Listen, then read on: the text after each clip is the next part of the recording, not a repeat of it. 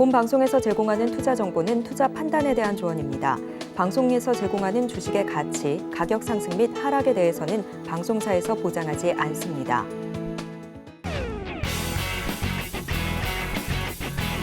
시청자 여러분 안녕하십니까. 깊이 있는 인사이트로 여러분들의 투자를 잘 이끌겠습니다. 저는 강관우입니다. 계속해서 개장 분위기 살피겠습니다. 네, 간밤 뉴욕 증시 3대 지수 일제히 상승했습니다. 올해 마지막 주 첫날 오름세로 장을 마쳤고요. 지난 25일 크리스마스 휴장 이후에 첫 거래일을 강보합권에서 마감 지었습니다. 오늘 우리 지수는 배당락으로 인해 0.8% 정도 하락 출발할 것이다라는 분석이 나오고 있습니다. 배당 선진화 정책에 따라 연말을 배당 기준일로 삼지 않은 회사들이 늘어났기 때문이고요. 오늘의 주가 변동성을 증시 구와 함께 하시면서 체크해 나가시길 바랍니다. 자, 그럼 예상 체결 지수 확인하겠습니다. 네, 코스피 0.44% 하락하면서 2,591선에서 출발할 것으로 보여집니다. 코스닥은 0.15% 소폭 떨어지면서 847포인트 선에서 움직임을 보일 것으로 예상을 하고 있고요. 우선은 예상대로 양 지수가 마이너스권에서 출발할 것으로 보여집니다. 자, 그렇다면 시가총액 상위 종목군들의 움직임도 살펴보겠습니다. 코스피 1위부터 5위까지 지켜봅니다. 대장주 삼성전자는 견조하게 출발할 것으로 보여집니다. 0.26% 강보합권에서 76,800원 선에서 출발할 것으로 보여지고요. SK하이닉스도 그 뒤를 이어 0.14% 강보합권에서 움직임을 예상하고 있습니다. LG에너지솔루션 0.36% 올라오면서 출발할 것으로 보여지고 삼성전자 우선주는 약세 그리고 삼성바이오로지스는 보합권에서 출발할 것으로 보여집니다. 자, 그럼 6위부터 10위까지도 마저 살펴보겠습니다. 현대차와 포스코홀딩스는 보합권 그리고 기아는 0.83% 떨어지면서 출발할 것으로 보여지고요. 네이버는 0.46% 그리고 LG화학은 0.71% 강보합권에서 움직임을 보일 것으로 예상하고 있습니다. 자, 그럼 코스닥으로 넘어가 봐야죠. 1위부터 5위까지 먼저 지켜보겠습니다. 에코프로비엠은 0.35% 강보합 그리고 에코프로는 아직까지는 주가 방향성을 설정하지 못한 모습이고요. 포스코 DX는 1.96% 2% 가까운 상승률을 보이면서 시작할 것으로 보여집니다. 다만 LNF는 1.73% 상승분을 반납할 것으로 보여지고 HLB는 1.14%, 1.41% 상승 출발할 것으로 보여집니다. 6위부터 10위까지도 마저 살펴보겠습니다. 알테오젠이 1.31%, HPSP가 1.49%, 1%대의 강세를 연출하면서 출발할 것으로 보여지고요. JYP 엔터테인먼트는 오늘 2.34% 더욱 강하게 출발할 것으로 보여집니다. 다만 셀트리온 제약은 약 3% 가까이 밀리면서 출발할 것으로 예상하고 있고 레인보우 로보틱스는 0.29% 약보합권에서 출발할 것으로 예상하고 있습니다.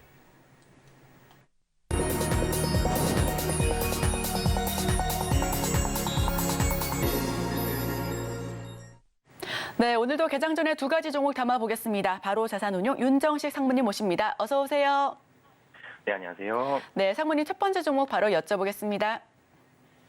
네, 사실 오늘 고른 종목 두 종목 다 오늘 24년도 하반기에도 좋았지만 24년도까지 좀 들고 가도 될 만한 이 종목들을 고민을 해봤는데 첫 번째로는 삼성전자. 시가총액 1위죠. 삼성전자 좀 말씀을 드리겠는데요.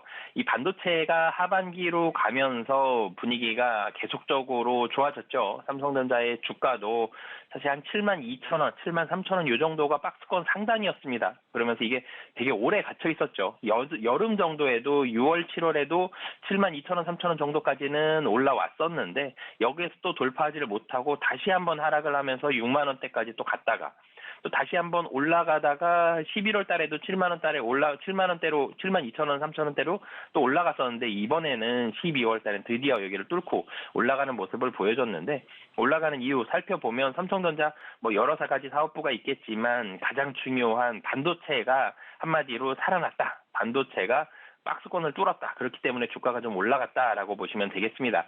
우선 이 메모리부터 좀 말씀을 드리면 메모리는 이제 D램과 낸드라는 두 가지가 있는데 사실 SK하이닉스도 그렇고 삼성전자도 그렇고 D램이 좀 더 메인이죠. D램 같은 경우는 24년도 1분기에도 두 자릿수의 상승률을 기록할 것으로 보여집니다.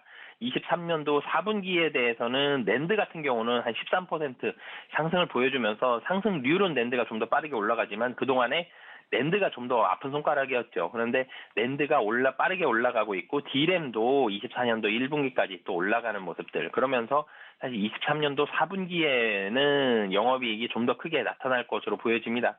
시장 컨센서스가 지금 조금씩은 올라가고 있어요. 영업이익이 3조 원대 중반에서 4조 원대 초반대까지 컨센서스가 증권사들별로 조금씩 올라가고는 있는데 실제로 뚜껑 열어보면 이렇게 올라가는 속도면은 영업이익이 4분기 영업이익이 4조 원대를 훌쩍 좀 넘어가는 4.2조 원에서 많게는 한 4.4조 원 정도까지 좀 예상을 해볼 수 있을 걸로 보여집니다. 그러면 영업이익이 분기별로는 한 4.70% 이상 좀 올라갈 것으로 보여지고요.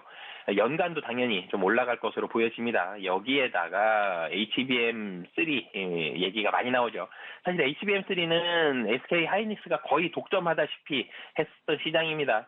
그런데 여기 HBM3 시장에 삼성전자의 진입이 예상이 되고 있는 상황이죠. 올해 연말 그리고 내년 연초 엔비디아를 비롯해서 주요 고객사들로 HBM3 공급이 이제는 본격화될 것으로 보여지는데 HBM3가 신규 매출에 대한 부분들이 하나 더 늘어났다라는 것도 의미가 있지만 AI라는 부분에 테마로도 또 같이 엮일 수가 있고 새로운 성장 동력을 또 가지고 있다는 점. 그러니까 이 D램과 낸드 같은 경우는 메모리가 한마디로 같이 떨어지면 너무 삼성전자가 이번에 힘들었다라는 걸 체감할 수가 있었죠. 그런데 여기에 새로운 시장, 다른 하나의 그런 이 실적에 대한 기둥을 가지게 됐다라는 점도 또 의미가 있다라고 보여집니다. 그러면서 삼성전자의 HBM3 시장 공급, 시장 진입에 대한 그런 기대감들도 또 가지고 있다라고 보시면 되겠습니다. 전체적으로 메모리는 과잉 재고가 해소가 되고 그러면서 투심이 계속적으로 좀 개선이 되고 있죠. 최근에 수급 상황들 놓고 보면 외국인 기관 정말 많이 삽니다. 그렇기 때문에 이 투심에 대한 긍정적인 흐름이 24년도 상반기까지는 충분히 이어질 가능성이 높다라고 보여집니다. 이 최근 들어서 주가가 이제는 박스권 뚫고 76,600원이 어제 종가인데 여기까지 올라갔어요. 근데 여기에서 가격적으로 좀 부담을 너무 많이 올라갔나라고 부담을 느끼실 수도 있는데 최근에 외국인 기관 사는 거 보면 하루에 1,000억 이상씩을 계속 삽니다. 이런 부분들까지 본다라면 목표 가격은 한 85,000원 정도 잡고 대응하시면 좋을 것 같습니다. 최근에 삼성전자 주가 오르면서 2년 넘게 고생했던 개인들 탈출이 슬슬 있어서 그나마 다행이라고 생각을 합니다. 그다음 주식 뭐가 있을까요? 네, 두 번째로는 기아 좀 말씀을 드리겠는데 제가 이 방송한 걸 이렇게 찾아보니까 기아를 거의 매달 말씀드렸던 것 같아요. 근데 기아도 마찬가지죠. 박스권에 갇혀 있었는데 9만 원 좀 아래가 박스권 상단이었는데 여기를 시원하게 뚫어줬죠.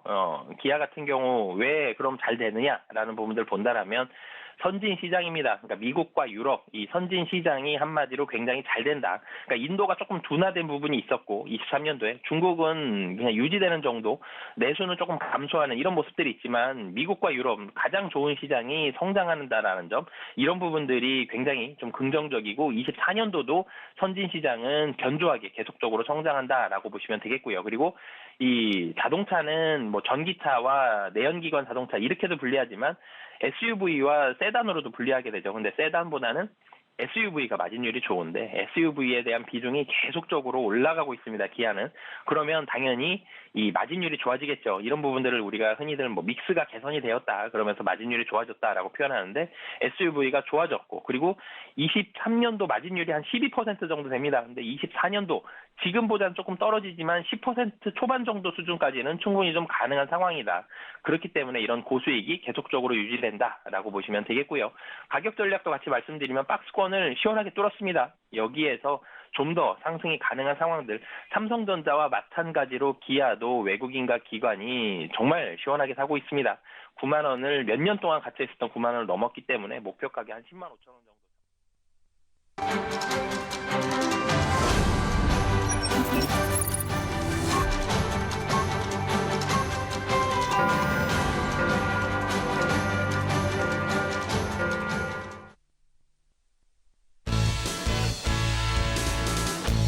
네, 12월 27일 수요일 우리 시장 문 열었습니다. 코스피 코스닥 예상 체결 지수는 양 지수가 마이너스권에서 출발할 것으로 예상을 하고 있었습니다. 우선 시장 지표부터 먼저 짚어보면 달러는 오릅니다. 1,297원대에 환율은 상승하고 있고요. WTI 국제 유가도 살금살금 올라오면서 75달러 선 상회하고 있습니다. 전반적으로 어제 테마가 금리 인상 수혜 그리고 JP모건 헬스케어 컨퍼런스 기대감 지속에 제약바이오 테마가 상승 흐름을 보여줬습니다. 특히나 레고캠바이오의 항체 약물 접합체, ADC 후보 물질 기술 이전 계약 체결에 따라서 상승 흐름을 함께 보여줬고요. 출산 장려 정책과 엔젤 테마 역시도 상승 흐름을 보여줬습니다. 여기에 메타버스와 가상현실, 증강현실 테마도 상승했는데 다만 정치 테마주 같은 경우에는 어제장, 오늘장 조금 급등락을 반복할 것으로 보여집니다. 오늘도 저희와 함께 하시면서 인사이트 얻어가시길 바랍니다. 저희는 개장 직후의 지수 모습 확인하겠습니다. 코스피, 코스닥 지금 혼조 흐름을 보여주면서 출발하고 있습니다. 코스피는 0.12% 하락하면서 2,599포인트 선에서 출발하고 있고요. 코스닥은 0.4% 상승하면서 851포인트 선에서 출발하고 있습니다. 지금 코스피, 코스닥 예상 체결 지수는 양 지수가 마이너스권에서 출발할 것으로 보여졌습니다만 코스닥은 플러스권 전환에 성공했고요. 코스피 역시 낙폭이 크지 않기 때문에 주 후반으로 갈수록 오늘 시초부터 계속해서 상승 흐름을 좀 지켜봐 주시면 좋을 것 같습니다. 자, 그렇다면 지금 많은 투자자분들께서 시청자분들께서 검색 많이 하고 계실 10개 종목에 대해서도 저희가 살펴보겠습니다. 어떤 이슈가 있는지 하나하나 짚어보시죠. 우선 실시간 조회 상위 종목입니다. 에코프로 머티는 0.8% 내림세를 보여주고 있습니다. 17만 4,400원 선에서 거래가 되고 있는데요. 5거래를 연속해서 하락세를 겪고 있습니다. 다만 주가는 상장 이후에 450%나 폭등한 상태입니다. 포스코 DX 0.98% 약 1% 가까이 상승률 보여주고 있고요. 100억 손실난 브라질 법인을 매각했다라는 소식 함께 전해드립니다. 알테오젠은 2.29% 상승 흐름을 보여주면서 9만 4천원 선에서 거래되고 있습니다. 알테오젠 같은 경우는 외국인이 400억 가량을 쓸어 담아서 주가 상승을 견인했는데요. 오늘 장에서도 시초부터 강한 모습을 보여주고 있습니다. 자, 다음은 레고캠 바이오입니다. 좀 전에 말씀드렸는데 어제 제약바이오 테마가 지속적으로 좀 강한 모습을 보여줬습니다. 내년에 있을 JP모건 헬스케어와 관련한 이슈 역시도 주가의 호재로 들어와 있고요. 오늘 시초부터 강하게 5.92% 약 6% 가까이 껑충 튀면서 6만 800원 선에서 시작하고 있는 모습입니다. 에직랜드는 0.16% 강보합권에서 6만 1,200원 선에서 출발하고 있는 모습이고요. 전날에 이어서 11% 급등하면서 종가였는데 오늘도 소폭 상승하면서 출발하고 있습니다. 자, 그럼 다음 종목들도 살펴보겠습니다. 자, 다음은 SY 스틸텍입니다. 지금 6% 넘게 급등하면서 6.58% 상승하고 있고요. 3,890원 선에서 거래되고 있습니다. SY 스틸텍 같은 경우는 건축자재 관련주로 꼽혀지고 있고요. 어제 오후 들어 상승세를 보여주고 오늘도 추가 상승을 이어가고 있습니다. 다음은 손오공 말씀드립니다. 1.18% 낙폭을 연출하고 있습니다. 어제 엔젤 테마가 일정 부분 좀 상승했었던 가운데 지금은 물량을 덜어내고 있는 모습이고요. 손오공 같은 경우에는 대표이사 교체 후에 2차 전지 사업을 진출했다라는 소식이 부각이 되면서 상승 흐름을 함께 보여줬습니다. 현재가는 3,360원 선에서 거래되고 있습니다. 다음은 원익큐브인데 8.18% 시초부터 8% 넘게 밀려나는 모습이고요. 2,695원 선에서 거래되고 있습니다. 원익큐브 한동훈 테마주로 거론이 됐었죠. 하지만 어제 비대위원장은 취임을 했습니다만 총선은 불출마하겠다라는 선언이 이어지면서 시간 외에서 약세를 연출했었습니다. 오늘도 시초부터 8% 넘게 밀려가고 있는 모습이고요. 다음은 YG버즈 2.74% 낙폭을 연출하고 있습니다. 1,809원대에서 거래가 되고 있는데 SNS, 스레드, 유럽에도 출시하면서 어제는 주가가 불기둥을 보여줬지만 오늘은 낙폭을 보여주고 있습니다. 소록스 같은 경우에는 아직까지는 좀 체결이 지연되고 있는 모습이고 이후에 다시 한번 지켜보도록 하겠습니다. 우선은 현재가 2,380원 선에서 출발하고 있습니다. 무상증자 권리락 효과에 어제장에서 상한가 진입했었는데요. 앞으로 계속해서 함께 지켜봐 보시면 좋을 것 같습니다. 자, 그럼 보다 자세한 소식은 강관우 앵커와 함께 하시죠. 시장 개장하고 4분 정도 지나고 있습니다. 삼성전자 오늘 시장 랠리를 이끌고 있습니다. 오늘 사실은 시초가 0.8% 정도 늘려서 기계적으로 출발할 수 있었습니다만 그것보다도 미국 시장의 강세 영향을 지금 장초반에 많이 받고 있다 이렇게 보시면 됩니다. 벌써 지금 플러스권으로 돌았기 때문이죠. 자, DS 단석 최근에 관심이 계속 많습니다. 관심 정보 1위권에 있다, 2위권에 있다 지금 왔다 갔다 하고는 있지만 계속적으로 신규 상장주들에 대한 투기적인 매수세가 지금 붙고 있다 이렇게 보시면 되겠습니다. 오늘도 4% 가까이 지금 올라가고 있고요. 포스코 DX 3.9% 뉴스가 나왔습니다만은 오늘도 강하게 이렇게 올라가고 있습니다. 에코프로 마이너스 있다가 플러스로 돌았죠. 0.9% 시장이 올라가니까 같이 올라가는 면이 있습니다. 제가 그 금리가 좀 떨어지는 거를 이제 오프닝 멘트에서 말씀을 드렸는데 미국 시장에서 금리가 지금 최근에 1%포인트가량 이렇게 2년물이고 10년물이 이렇게 다 떨어졌습니다. 이 정도로 떨어지면요. 코스피도 그렇고 코스닥도 그렇고 기계적인 저희가 기본적으로 지수를 산출하는 이런 거에 있어서는 20% 내외로 지수가 상승을 할 수가 있습니다. 기계적이니까 말이죠. 그러니까 최근에 네이버가 됐든 성장주가 됐든 풍력주가 됐든 태양광이 됐든 계속 올라가는 이유가 기계적으로 할인율이 낮아지기 때문에 가치는 올라갈 수 있습니다. 그러니까 좀 올라가는 그런 걸 이해를 하시면 좋고요. HMM 최근에 계속 이슈가 있습니다만 오늘은 플러스 1.8% 이렇게 내려갑니다. 관련해가지고 8위권에 하림 있죠. 11%.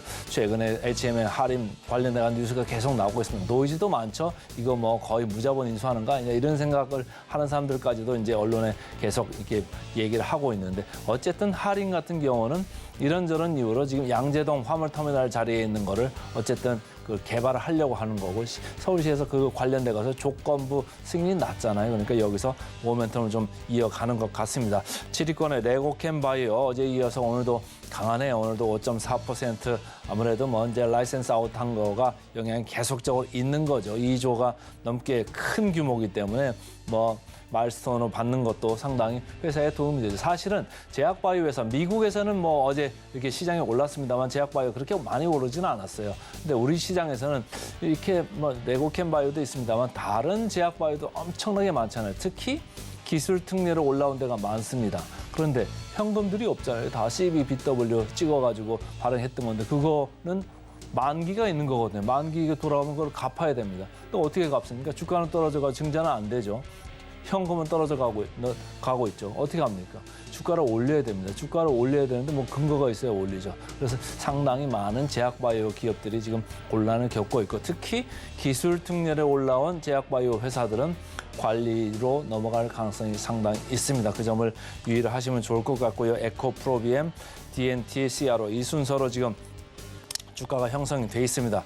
자, 보겠습니다. 외국인 선물 시장에서 1,706계약이나 이렇게 매수를 하고 있네요. 코스피에서는 348억 순매수하고 있고 코스닥에서는 좀 팝니다. 그러니까 코스피 쪽을 좀 좋아하고 코스닥은 계속적으로 차익 실현을 하고 있다. 그럼에도 불구하고 지수는 코스닥은 1.1% 이렇게 올라가고 있습니다. 시총 상위 순으로 봤을 때 삼성전자 오늘 프로그램 매수를 많이 하고 있네요. 우리 상무님이 삼성전자 오늘 얘기를 했는데 오늘 1.3% 77,600원 선입니다.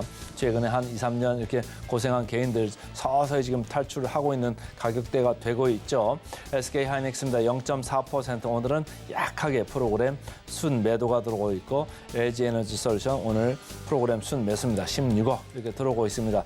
에코프로비엠 에코프로 3%, 2% 이렇게 올라가고 있습니다만은 프로그램 쪽에서는 매도다. 그래서 아까 말씀드린 대로 외국인이 코스닥에서 지금 209억 팔고 있습니다. 이런 것들이 지금 다 묻어 나오고 있다. 에코프로비엠, 에코프로, 포스코, DX까지 오늘은 프로그램 순 매도입니다. 자, 프로그램 순 매수 상위로 가겠습니다. 삼성전자 아까 말씀드렸고요. 오늘 포스코홀딩스가 상당히 강합니다. 3.7%. 프로그램은 80억 정도 순 매수고 삼성, SDI, 포스코, 퓨처엠 그러니까 2차 전지 관련주들로 오늘 프로그램 매수가 이렇게 몰리고 있다 이렇게 보시면 되고 코스닥입니다. 코스닥은 뭐 그렇게 큰 규모는 아닙니다만 시노펙스 12.3% 19억 정도 프로그램이고요. LS 머티리얼즈 프로그램 매수가 17억 정도 들어오고 있습니다만 마이너스 4% 떨어지고 있습니다. 자, 마지막으로 프로그램 순 매도 상위 보겠습니다.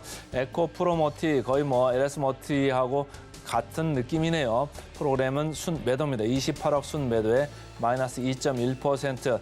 곧 합병을 앞두고 있는 셀트리온 오늘 프로그램 순 매도입니다. 28억 이렇게 순 매도를 하고 있습니다. 자, 코스닥 보겠습니다. 포스코 DX 주가는 5% 올라갔습니다만 오늘 프로그램 강하게 나오고 있습니다. 187억 순 매도가 나오고 있고요. 알테오젠, 에코프로 이 순서로 프로그램들이 이렇게 쏟아져 나오고 있습니다. 자, 상무님 오늘 보면 말이죠. 삼성전자가 1.4% 이렇게 올라가면서 지수를 좀 끌어올리는 이런 느낌이 있고 코스닥이 상대적으로 강합니다. 미국에서 아무래도 3대 지수가 올라갔고 반도체, 필라델피아 반도체 지수가 1.8% 오른 영향이 있을까요? 어떻습니까? 네, 우선 미국 시장이 산타 랠리를 보여주고 있죠.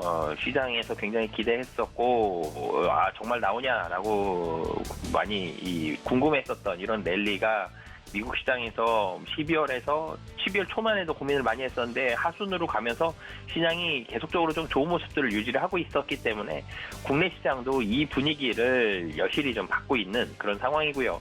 그리고 좀 전에도 앵커님께서 말씀을 주셨지만 금리가 미국 시장에서 지금 사실 기준금리는 뭐 3월 금리 인하 얘기가 뭐 가장 많이 좀 나오고 있는데 페드와치에서도 3월 금리 인하 확률 88% 얘기를 했죠. 기준금리는 아직 안 떨어졌지만 채권금리가 뭐 엄청나게 빨리 떨어졌죠. 2년물, 5년물, 10년물까지 계속적으로 떨어진다라는 점. 금리가 3%대 금리가 이제 나와 있습니다. 안정적으로 3%대에 지금 정착해 있는 모습들. 시장에서의 채권금리가 떨어졌다라는 얘기는 아직 기준금리가 떨어지진 않았지만 유동성은 이미 좀 풀려져 있는 부분들, 선반영이 되어 있는 부분들이 있죠. 그렇기 때문에 주식시장에서도 주식시장이 유동성에 뭐 가장 많이 영향을 받는 그런 시장이기 때문에 이 유동성이 미국 시장에서 잘 풀려 있고 그렇기 때문에 뭐 신고가 나오는 이런 종목들이 있는데 오늘 우리나라 시장 같은 경우도 이런 외국인의 이런 수급의 영향을 분명히 받는 부분들이 있고요. 이게 이제 환율로 나타나죠. 어제도 1,300원 아래에서 움직이고 있고 지금 뭐 한 1,294원 뭐 이런 상황인데 환율이 떨어졌다라는 점, 그만큼 국내에 이 달러가 많아졌다는 얘기죠. 원화의 가치가 조금 더 상대적으로 올라갔다는 얘기는 달러가 흔해졌다는 얘기죠. 그만큼 외국인이 국내에서도 수급적으로도 좋은 모습들을 보여주고 있다는 얘기. 그렇기 때문에 국내 주식시장은 이런 분위기가 뭐 내년 초까지도 충분히 좀 이어질 만한 가능성이 있어 보이고요. 그렇기 때문에 지수가 좀 더 올라갈 수 있고 지수가 좀 더 올라간다라면 여기에 어떤 종목들이 주도를 할 것이냐. 사실 유동성이 그냥 단순하게 풍부해지면 코스닥 종목이 조금 더 좋아야 되는데 국내 시장에서 반도체가 조금 더 앞서 나가는 이유는 미국에서의 필라델피아 반도체 지수가 계속적으로 최고치를 경신을 하고 있죠. 이 분위기가 국내 증시까지 좀 오는 이런 영향도 있기 때문에 미국 증시의 영향을 받아서 국내 증시가 좋은 분위기, 그리고 미국에서의 반도체 호조의 영향을 받아서 국내에서의 뭐 삼성전자를 비롯한 다른 반도체 종목들까지 호조세를 보여주는 상황이다라고 보시면 되겠습니다. 자, 시장 상황 대강 봤고요. 자, 오늘도 보면 말이죠. 4위권에 관심 주식이 하림이 지금 올라와 있습니다. 9% 이렇게 상승해 있고 10위권에 HMM 1.6%. 최근에 할인 관련해가지고 사람들이 관심이 많은 것 같아요. 이제 보니까 조건부 승인도 서울시에서 좀 난 것 같은데 이쪽 어떻게 봐야 될까요? 최근에 사실 이게 싼 회사는 맞는데 어떻게 그 HMM 인수한 걸 핸들링을 할까 이런 생각을 많이 하면서 사람들이 궁금해하는 와중에 저런 뉴스가 나왔단 말이죠. 양재동 관련해가지고 좀 모멘텀을 받을까요? 어떻습니까? 우선 사실은 M&A를 할 때 인수하는 기업, 피인수 기업 이렇게 나뉘죠. 그런데 이 돈을 써야 되는 이 기업 입장에서, 그러니까 한마디로 모회사죠. 모회사 입장에서는 이 자금이 나가야 되죠. 이 인수를 할 기업에 대한 주인에게 돈을 줘야 되고 이 기업을 사야 됩니다. 그런데 이 돈이 부족한 게 문제죠. 항상 유동성이 굉장히 많다라면은 이 사고도 유동성이 많다. 그러면 무언가 다른 기업을 인수해서 시너지를 낸다 그러면은 주가가 무조건 올라가야 되는데 대체적으로 이러지 못한 경우들이 많죠. 가장 주가가 많이 떨어지는 경우는 유상증자입니다. 이 유상증자를 통해서 주주 배정이든 일반 공모든 유상증자를 통해서 자금을 조달하고 그 자금으로 인수를 하겠다. 그러면 사실은 기업의 유동성은 풍부해지고 이 기업을 인수를 다른 새로운 기업을 인수를 하면서 시너지를 낸다. 그러면 스토리는 좋죠. 근데 여기에 문제가 생기죠. 유동성을 통해서 유상 증자를 통해서 자금을 조달하면 주주 배정이든 일반 공모든 대규모의 자금을 유상 증자를 통해서 조달한다라는 얘기는 이 새로 발행되는 주식들은 현재 주가보다 거의 뭐 한 최소 10% 많으면 30%까지 낮은 경우들이 허다하죠. 그렇기 때문에 주가가 많이 떨어지게 됩니다. 근데 하림은 아직 그 상태까지는 아니고 이 자기가 가지고 있는 이 자산을 매각을 해서 이 돈으로 이 조달을 하겠다. 그러면서 이 돈으로 인수를 하겠다. 이런 부분들이 있었기 때문에 유동성에 대한 우려가 아직까지 나오고 있지 않은 그런 상황이기 때문에 뭐 유동성에 대해서는 자산을 매각을 하고 이 새로운 기업을 인수해서 시너지를 내겠다. 여기까지는 스토리가 좀 좋습니다. 그렇기 때문에 아직까지는 그림이 좀 좋다. 유상증자 얘기가 나오기 전까지는 주가에 대해서는 긍정적인 상황이다라고 말씀을 드리겠는데 문제는 너무 좀 빨리 올랐다는 게 문제죠. 항상 좀 빨리 오른 기업들은 부담이 좀 있습니다. 그래서 윗꼬리든 아랫꼬리든 계속적으로 좀 많이 나오게 되거든요. 처음에 하루 이틀 정도는 장대 양봉을 내면서 아니면 뭐 점상이라 그러죠. 이렇게 상한가를 기록을 하는 그런 경우들이 많은데 하루 이틀 지나고 나서 그 다음에는 음봉을 달거나 윗꼬리를 단 경우들이 여러 번 나오게 됩니다. 그 얘기는 위로 강하게 개인들이 좀 사고 단기적으로 차익 실현하는 매물들이 좀 나오고 있다는 얘기거든요. 그러면 여기에서는 아직까지는 리스크가 좀 있다라는 판단이기 때문에 유동성, 유상증자에 대한 우려감은 아직까지는 적은 상황이지만 주가 단기 급등에 대한 부담감은 확실히 좀 있는 상황이다라고 보시면 되겠습니다.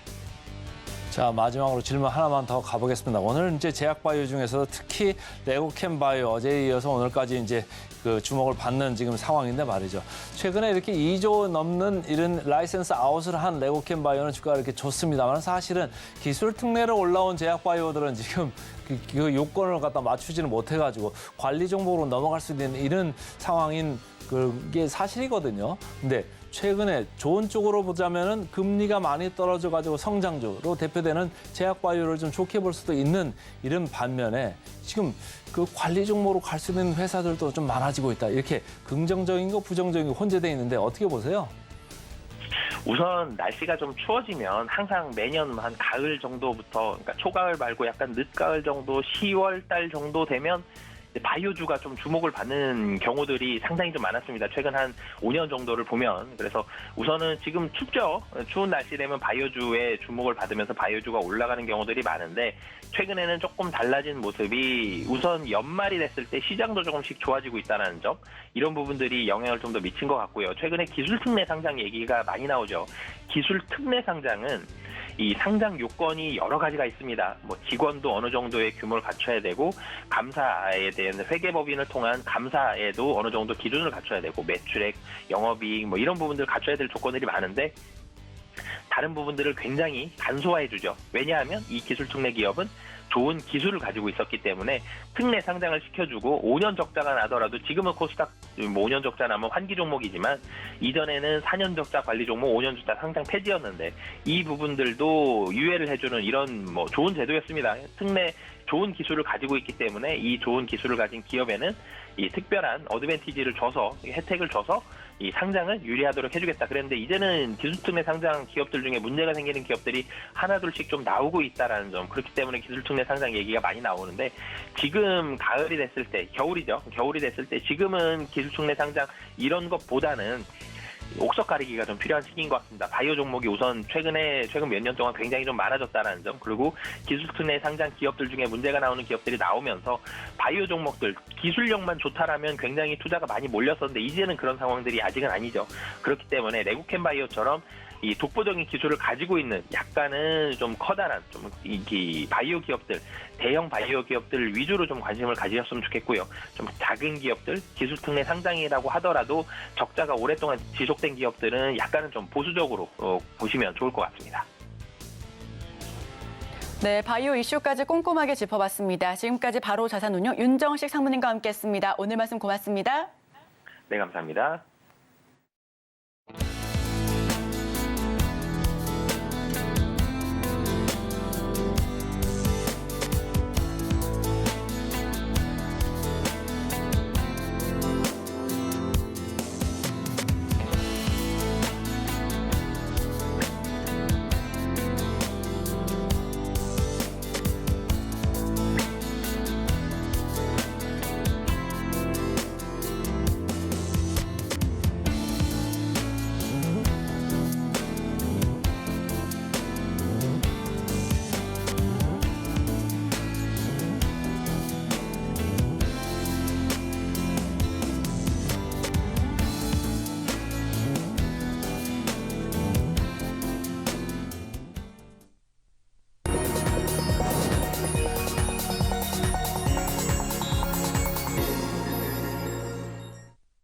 따라가 말어 시작하겠습니다. 오늘은 스탁솔루션의 이슬이 전문가와 함께하겠습니다. 안녕하세요. 네, 안녕하세요. 자, 오늘 지금 시장 개장하고 19분 정도 흘러가고 있습니다. 실시간 상승률 상위 종목 먼저 화면을 좀 보면서 좀 봐야 될 것 같은데요. 코스피부터 좀 살펴보도록 하겠습니다.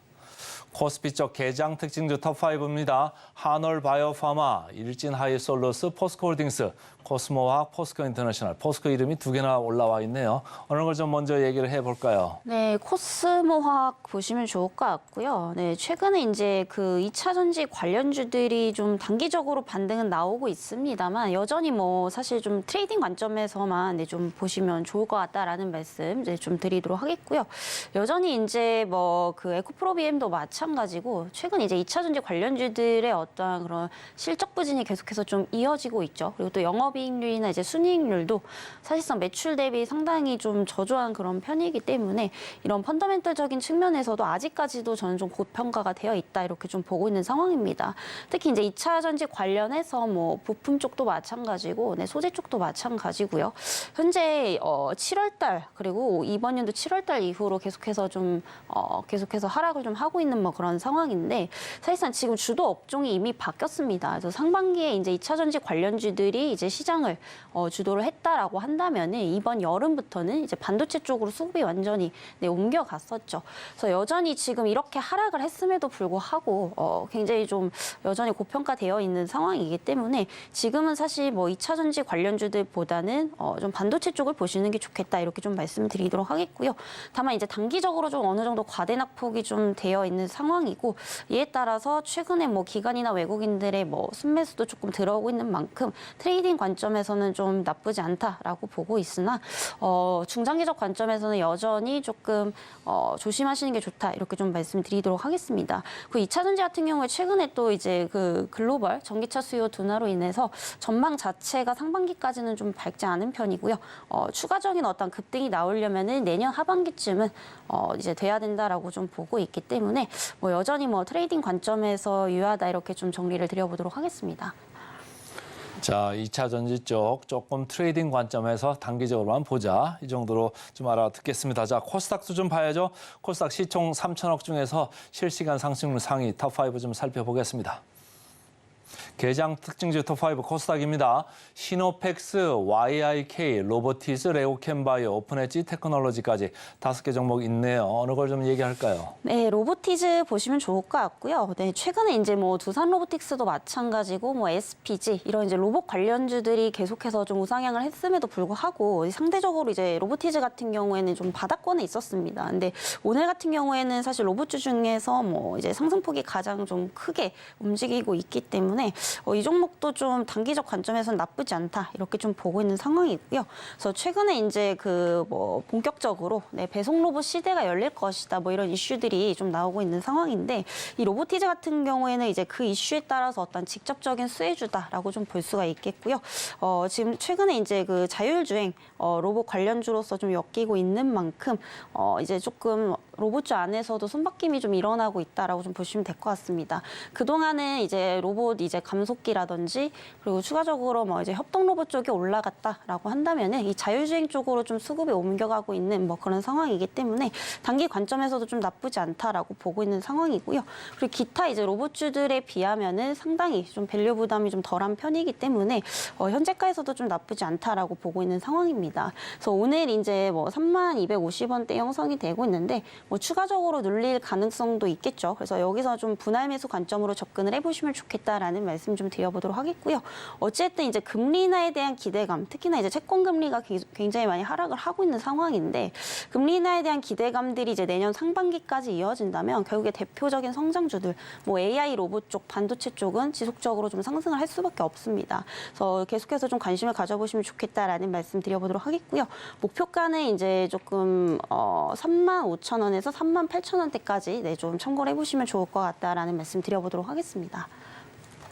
자, 로보티즈까지 얘기 들어봤습니다. 이제는 이제 급등 종목 봐야죠. 급등 종목 살펴보고 오겠습니다. 네, 실시간으로 가파르게 상승하고 있는 실시간 급등주 살펴보겠습니다. 코스피 코스닥 개장 특징주 이외의 종목으로 알아볼 텐데요. 첫 번째 종목부터 화면을 통해서 만나보시죠. 우선 첫 번째 종목은 리노스입니다. 인공지능 AI 사업을 강화 중인 ICT 및 패션 브랜드 전문 기업입니다. 폴라리스 오피스 그룹에 인수됐다라는 소식에 상한가 진입했고요. 전날 공시를 통해 최대 주주가 폴라리스 오노와 주식 및 경영권 양수도 계약을 체결했다라고 밝혔습니다. 현재 29.94% 급등하면서 가격 제한폭까지 올라가 상한가 진입했고요. 1,302원대에서 거래되고 있습니다. 자, 그럼 두 번째 종목도 살펴보시죠. 두 번째 종목은 소록스입니다. 무상증자 권리락 효과에 상한가 진입한 모습이고요. 무상증자 권리락은 주가가 상대적으로 저렴해 보이는 착시 효과가 나타나 주가가 단기간에 급등하기도 합니다. 현재 29.83% 급등하면서 가격 제한폭까지 올라갔고요. 3,090원 선에서 거래되고 있습니다. 자, 그럼 세 번째 종목도 살펴보시죠. 세 번째 종목은 DTL CRO입니다. 정치 테마주로 편입해서 3거래일 연속해 급등세 나타내고 있습니다. 한동훈 전 법무부 장관이 비대위원장에 취임하면서 관련주 역시 일제히 상승분을 보여줬었는데요. 다만 총선에는 불출마하겠다라고 선언하면서 관련주로 분류됐던 주식 가운데 시간 외에서 약세를 기록했던 종목 역시도 있습니다. 이 부분 역시도 함께 옥석 가리기가 필요한 부분이고요. 현재 DTNCR로는 29.96% 가격 상한제까지 올라가면서 상한가 진입했고 17,740원 선에서 거래되고 있습니다. 자, 그럼 네 번째 종목도 살펴보시죠. 네 번째 종목은 메이슨 캐피탈입니다.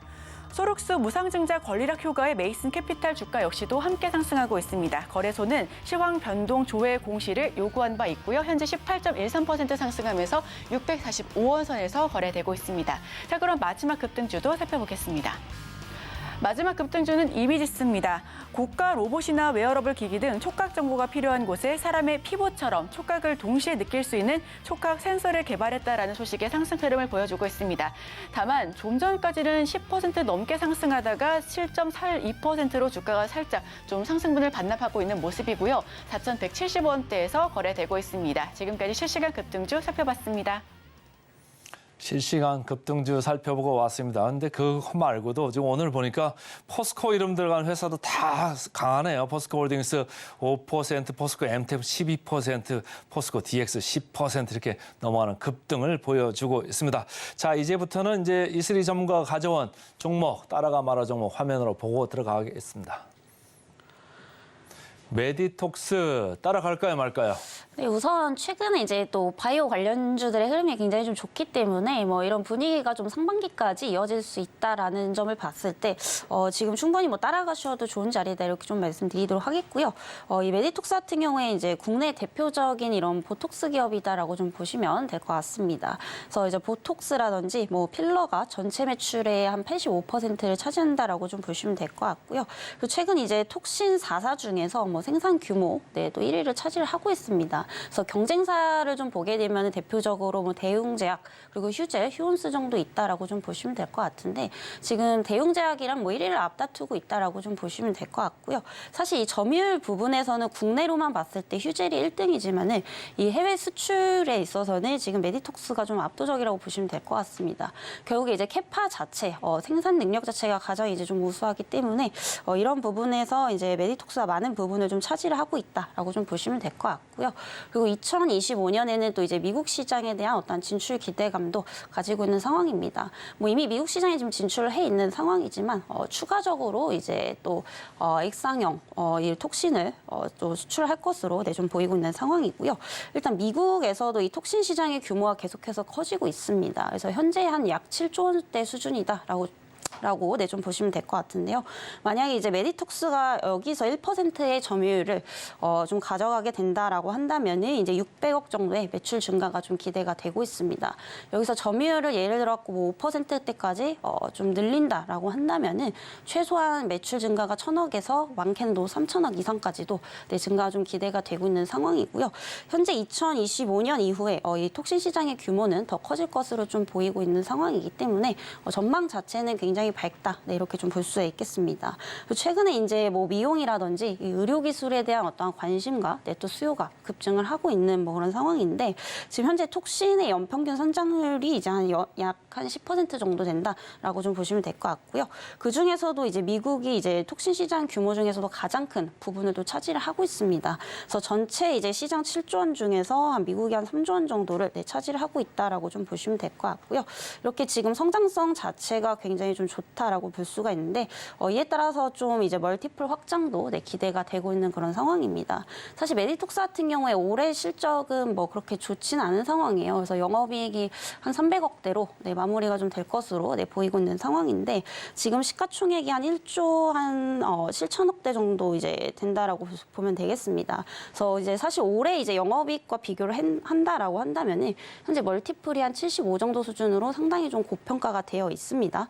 다만 이제 향후에 미국 시장에 대한 어떠한 진출 그리고 높은 기술력과 이런 성장성을 본다라면은 미래 가치는 충분히 이제 있다라고 좀 볼 수가 있겠고요. 만약에 2025년에 영업이익을 최소한 1,000억 정도 달성한다라고 본다면은 그때 기준으로 봤을 때는 멀티플이 한 23 정도밖에 이제 안 되기 때문에 뭐 지금 그렇게 비싸다라고 좀 볼 수도 없다라고 좀 보고 있는 상황입니다. 그래서 결국 바이오 업종의 특성은 현재 가치보다는 좀 미래 가치를 보고 어떠한 그런 가능성에 대해서 좀 투자를 하는 거기 때문에 이런 측면에서 봤을 때는 충분히 기대 가치가 있다라고 좀 판단이 되고 있는 상황입니다. 그래서 오늘도 좀 상승을 하고 있는데요.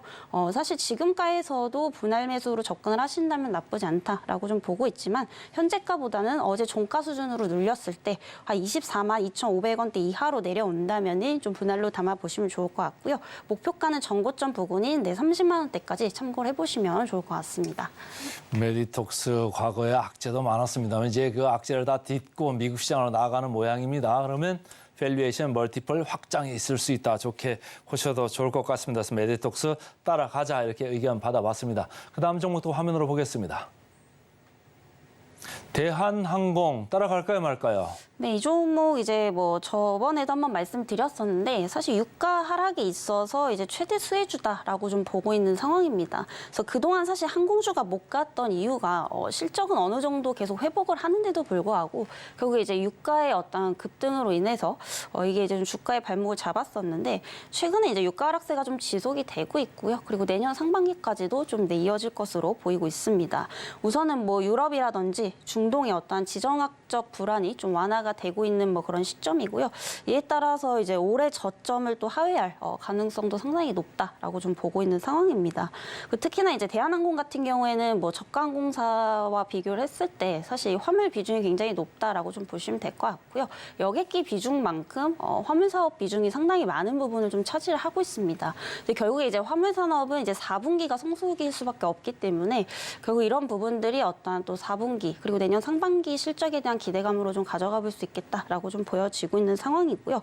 그리고 실질적으로 지금 지난 11월을 보게 되면은 인천공항의 어떤 월간 화물 실적이 한 10만 7천 톤대 이 정도를 좀 기록을 했는데 월간 이제 기준으로 봤을 때 올해 가장 많은 수준이고요. 사실 지난해 같은 기간과 비교를 해보더라도 한 10%가량 증가를 하고 있다라고 좀 보시면 될 것 같습니다. 지금 중국발 이런 전자상거래 물량이 계속해서 좀 증가를 하고 있고 또 해외 직구 물량도 계속해서 좀 늘어나고 있는 상황이기 때문에 이런 4분기 성수기 효과 좀 누려볼 수 있을 것으로 예상이 되고 있는 상황이고요. 그리고 이제 이런 아시아나 항공에 대한 그런 합병 인수 기대감도 내년 2월 달까지 계속해서 좀 가져가 볼 수 있겠다라고 좀 보여지고 있는 상황입니다. 일단 아시아나 같은 경우에 이제 화물 산업을 좀 분리를 해서 다른 기업에 좀 매각을 할 것으로 보이고 있고 어느 정도 좀 두각이 나타나는 것 같습니다. 그래서 내년 2월 달에 이제 결론이 좀 나올 것으로 보이고 있기 때문에 뭐 상반기까지 이제 좀 기대감 가져가 볼 수 있겠다라고 좀 보여지고 있는 상황이고요. 그리고 실질적으로 이제 합병이 만약에 성공을 한다라고 한다면은 뭐 두 개였던 기업이 하나의 형태로 좀 합쳐지는 거기 때문에 뭐 국내에서는 이제 경쟁사가 없다라고 좀 보여지고 있는 상황입니다. 거의 뭐 독과점 형태로 운영이 될 것으로 좀 보이고 있기 때문에 뭐 운임 비용 상승에 따른 어떤 긍정적인 효과도 좀 기대를 해볼 수 있겠다라고 좀 보여지고 있는 상황입니다. 그래서 오늘 이제 조금 눌리고 있는 상황인데 오히려 좀 눌렸을 때 매수하시는 것도 나쁘지 않다라고 좀 보여지고 있는 상황이고요. 워낙에 지금 단기적으로 많이 올랐습니다. 그래서 여기서 지금 차익 실현 매물이 충분히 나올 수 있다라는 점, 이 종목 역시도 분할 관점으로 접근을 해보시면 좋겠다라는 말씀 드리도록 하겠고요. 매수가는 24,000원 이하대에서 좀 보시면 좋을 것 같고요. 그 목표가는 조금 중장기적 내년 상반기 관점에서 봤을 때 목표가 28,000원대까지 참고를 해보시면 좋을 것 같습니다. 오늘 따라가 말어 대한항공까지 마저 들었습니다. 지금까지 스탁솔루션의 E3 전문가 함께했습니다. 고맙습니다.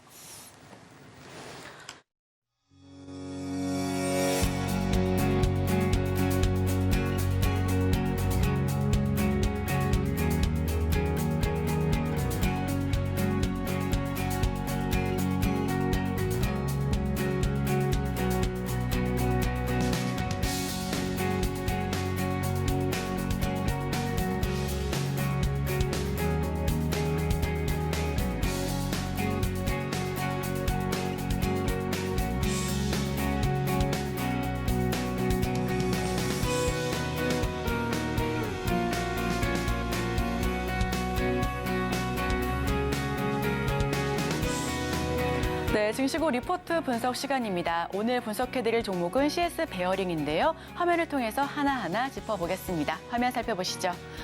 잠시 속도 조정, CS 베어링 신한투자증권의 리포트입니다. CS 베어링은 풍력용 그리고 산업용 선회 베어링 제조 기업으로 잘 알려져 있고요. 풍력 에너지 관련주입니다. 어제장에서는 3.04% 하락하면서 1,520원대의 종가를 형성했고 오늘은 1%대의 상승분을 기록하고 있습니다. 제너럴 일렉트릭의 생산 지연 일정이 리스크로 가지고 있습니다. 3분기 실적 매출액은 154억 원으로 2분기의 절반 수준으로 떨어졌고요. 영업 적자는 13억 원을 기록했습니다. 핵심 고객사인 제너럴 일렉트릭의 생산 일정 지연 때문으로 해당 부분이 꼽혀지고 있는 부분, 그리고 배전망 연결 문제도 있습니다. 제너럴 일렉트릭은 배전망 연결 문제로 낫셀, 즉 모듈 생산을 연기했고요. 이에 CS 베어링도 3, 4분기 제너럴 일렉트릭 향 주문 내년으로 2월했다라는 부분 역시도 매출에 조금 아쉬운 부분으로 담겨져 있습니다. 그리드 쪽에서의 바틀렉이 문제 원인으로 꼽혀지고 있는데요. 더 많은 그리드망이 필요하다라는 부분 역시도 지켜보실 필요가 있습니다. CS 베어링은 기존 예상보다 더 많은 그리드망이 필요한데 다만 바틀렉 수요 문제는 내년 상반기 안에는 해소될 수 있을 것으로 기대되는 부분이고요. 2024년 실적은 소폭 하향될 것으로 전망이 됩니다. 다만 고객사 다변화 정책이 드디어 가시화될 전망과 덴마크 풍력 업체인 베스타스향 6메가와트 베어링 승인을 완료했고 초도 물량 24억 원을 수주해 2024년 1분기 말부터 납품할 계획이 있기 때문에 어느 정도 주가를 좀 방어할 수 있을 것으로도 예상을 하고 있습니다. 내년에도 물량이 이어지고요. 2024년 매출액은 1,578억 원, 영업이익 101억 원을 전망하고 있습니다. 육상용 베어링이 크게 증가세를 보여줄 것으로 예상이 되고 있고 6메가와트 베스와트향 베어링 판매 역시도 시작될 것이기 때문에 판매량 역시 증가할 것으로 보여지고 있습니다. 해상 풍력 베어링 납품 시작으로 탑라인 성장 역시도 고려할 수 있을 부분인데 2024년 기저효과 역시도 기대를 할 수 있고요. 올해 하반기에 밀린 물량에 기존 2024년에 예상했었던 물량이 더해져서 매출로 이어질 것으로 전망되고 있습니다. 큰 폭의 실적 향상 역시도 하반기부터는 기대할 수가 있는 부분인데 다만 목표 주가는 하향합니다. 2025년 실적 추정치를 낮춘 영향으로 풀이가 되고 있고요. 고금리로 인한 디벨로퍼의 사업 부담과 프로젝트 수주 및 매출 지연을 고려하여 더 보수적으로 접근할 필요가 있다라고 신한투자증권은 분석하고 있습니다. CS 베어링의 리스크는 고금리로 인한 프로젝트 지연과 미국 대선에 따른 정부 지원 불안감, 그리고 고객사인 제너럴 일렉트릭향 물량 인도 시기가 좀 불확실하다라는 점, 추가로 풍력 섹터의 센티멘탈이 망가지면서 주가가 많이 빠졌다라는 부분 역시도 리스크로 안고 가야 될 부담감입니다. 주가 회복 가능성의 매수 자체는 유지합니다. 내년 초에 제너럴 일렉트릭의 바틀렉이 해소되는 흐름을 예상할 수가 있을 것으로 보여지고요. CS 베어링 역시 추가 주가 회복의 여지가 있다라는 부분 역시도 함께 고려해 볼 만한 부분입니다. 영국의 차액 계약 상승 역시도 기대할 만한 요소이기 때문에 함께 지켜보시면 좋을 것 같고요. 미국 뉴욕주의 해상풍력 구매 단가 인상과 함께 정부의 풍력 사업 지원도 풍력 센티 개선 역시 이어질 수 있을 것으로 전망되고 있습니다. 금리 인하에 대한 기대감 역시 함께 호재로 들어오고 있으니까요. 이 부분 역시도 지켜봐 보시면 좋을 것 같고요. 잠시 속도는 조정되고 있지만 매수 의견은 여전합니다. 2024년 조금 더 좀 기대해 볼 만한 부분으로 요소도 있으니까요. 신한투자증권은 14,000원으로 목표 주가를 좀 하향하긴 했지만 매수 의견은 바이로 지속적으로 유지할 것을 시청자 여러분들께 다시 한번 꼼꼼하게 체크해 보시면 좋겠다라는 부분으로 말씀드립니다.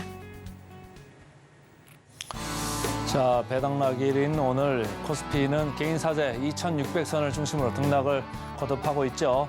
개장 전 지금사에서는 삼성전자, 기아 좀 관심 있게 보자 이렇게 언급됐고요. 따라가 마라에서는 메디톡스, 대한항공 두 종목 모두 따라가자 이렇게 의견 개진됐습니다. 네, 저희가 준비한 소식은 여기까지입니다. 계속해서 서울경제TV와 함께 하시면서 다양한 인사이트 얻어가시길 바랍니다. 함께해 주신 여러분 오늘도 고맙습니다.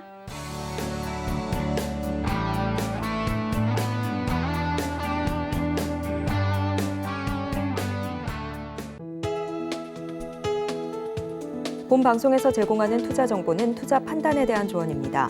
방송에서 제공하는 주식의 가치, 가격 상승 및 하락에 대해서는 방송사에서 보장하지 않습니다.